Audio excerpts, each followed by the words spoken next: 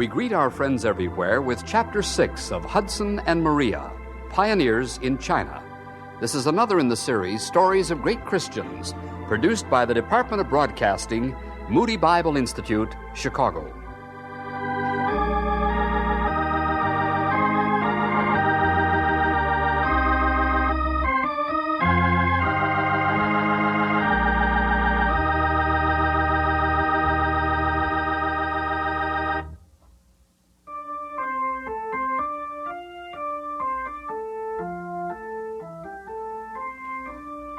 After a precarious journey of 6 months on the sailing vessel Dumfries, Hudson Taylor, aged 21 years, arrived in Shanghai, China, March 1st, 1854.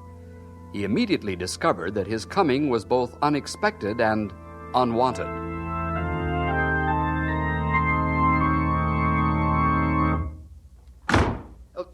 Do come in. I'm Joseph Edkins of the London Missionary Society. And I am Hudson Taylor. Hudson Taylor? Yes. Well, now, sit down, Mr. Taylor. I'll have one of the coolies bring some tea. Some tea, please, for our honorable visitor. Yes, tea, yes. Of course, I'm not a visitor. You're not? I'm afraid I don't follow you. I'm Hudson Taylor, from the Chinese Evangelization Society. Surely you've been expecting me. I'm afraid not. My society didn't send word I was coming. Not that I know. Dr. Medhurst didn't mention anything to me about your coming. Well, I have a letter of introduction to Dr. Medhurst. Oh, good.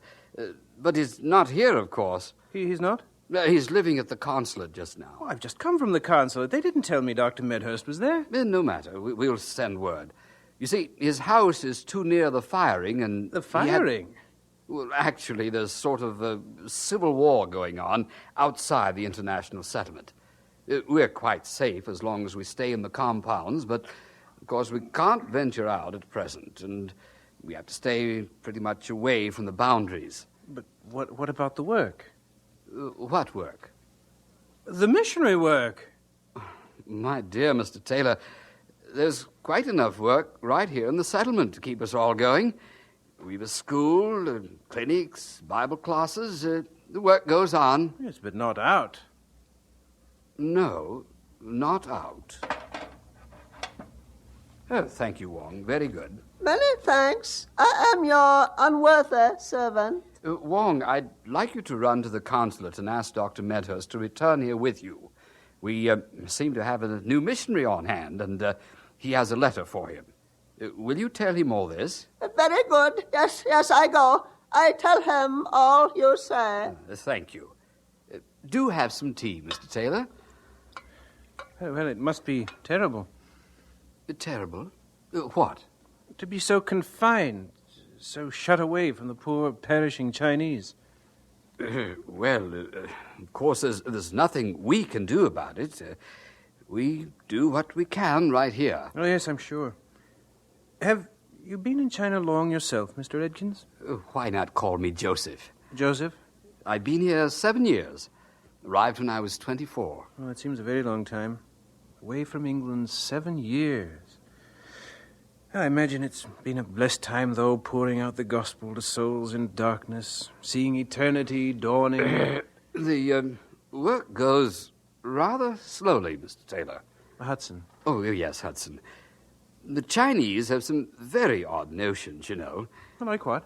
Well, for one thing, they believe us to be barbarians. They pretend to listen to us and learn, but you're never certain what they are thinking or what their true feelings are. It's difficult. Oh, what's going on? Wong has convinced me that the greatest possible emergency exists at this moment. Oh, how do you do? Dr. Medhurst, this is Hudson Taylor. How do you do? Mr. Taylor has just arrived from England, sent out by the Chinese Evangelization Society. Extraordinary. I have a letter of introduction. Very irregular. We were just having some tea. Yes, I could do with the spot right now. Oh, good. Very good. I don't know. These new missionary societies start up and Find someone to send over here as if that were all there were to it. Well, isn't it? Isn't it what? All there is to it. I mean, if God has called a man to China, what difference does it make what society sends him out or how he gets here at all, for that matter? It makes a good deal of difference, young man. Where are you going to live? Your society has no headquarters here in Shanghai or anywhere else in China, for that matter. Well, I'm to find myself a place. There isn't a house to be had in the international settlement. Since the fighting, everyone has moved inside. I'm staying at the consulate myself. Well, I don't need much, just a bed. And what will you do now that you're here? Are you a minister? Oh, no. A teacher? A doctor? Well, I don't have my medical degree, but I do have half my medical training. Half? An upstart society sends a boy out here with half of his medical training. That's a jolly good start. But I want to reach the Chinese in the interior.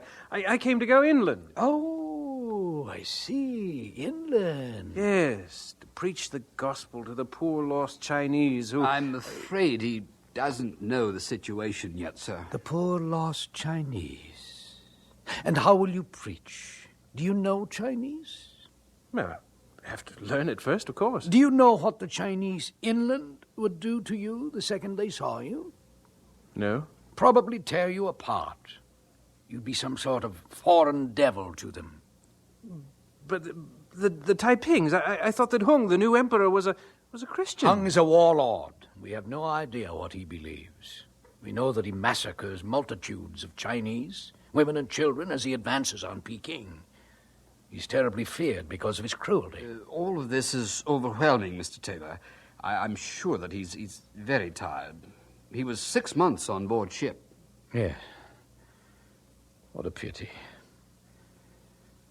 Well, now, we must find a bed for Mr. Taylor, mustn't we? Mr. Taylor, I'm sorry that this has not been a warmer welcome to China.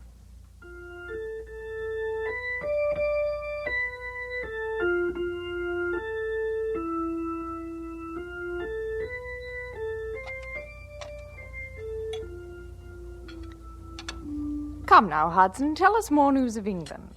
You've kept us laughing about your journey over on the ship. I've never heard anything so like Job in all my life.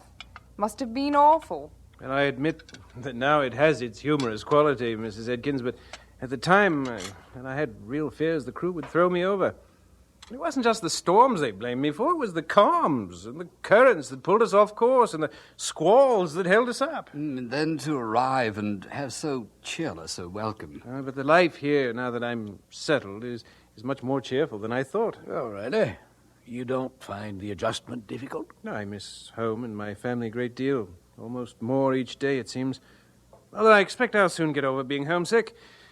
But I thought, well, I never expected that missionaries lived so well, as you do here, with servants and books and baths and really all the comforts of home. Oh, Mr. Taylor, we couldn't live like the Chinese, you know. We wouldn't last a month in this climate. I'm sure, ma'am. And I'm sure the burden for the lost is as heavy on your soul as it is on mine. I know there isn't a person in this room that wouldn't rather be tracking through the interior, reaching those who have never heard the gospel, and to have to stay here in headquarters, pleasant though it is, well, how it must try your patience and your faith.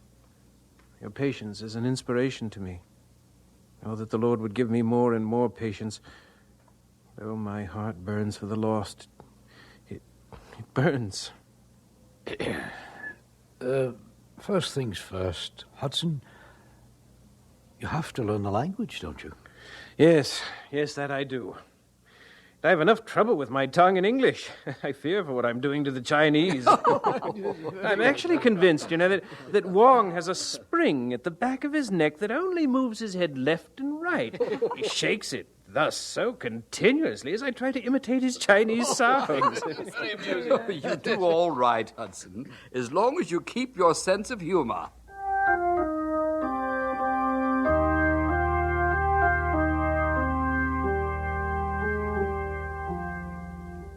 Weary and sad at heart I roam, I'm but a stranger here, Heaven is my...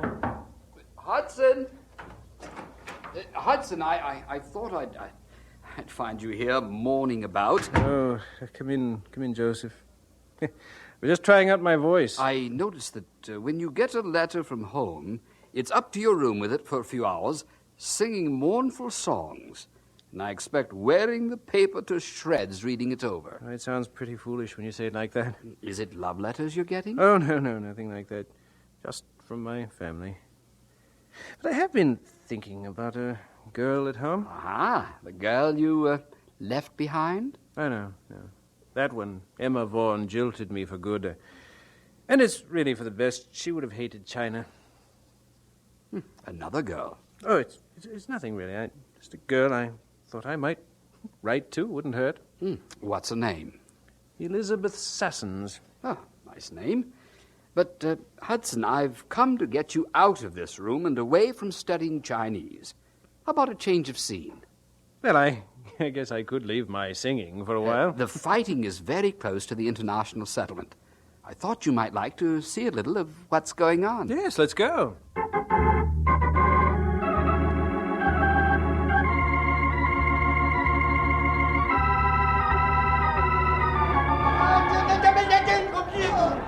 It's worse than I thought, Hudson. Maybe we'd better try to get back. But the street, it's littered with wounded men.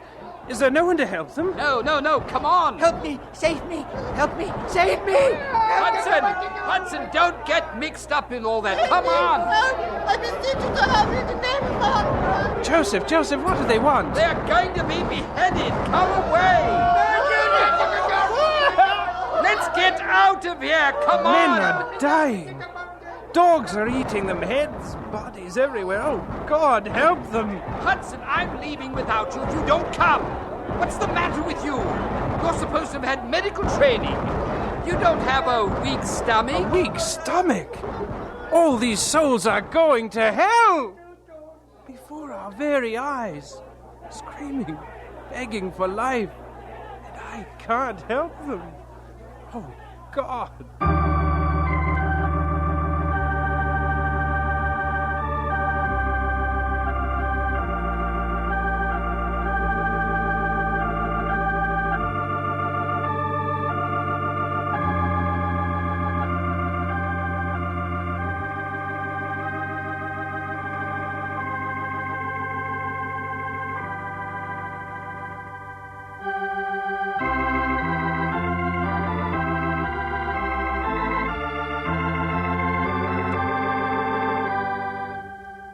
You've heard Chapter 6 of Hudson and Maria, Pioneers in China. This is another in the series, Stories of Great Christians, produced by the Department of Broadcasting, Moody Bible Institute, Chicago.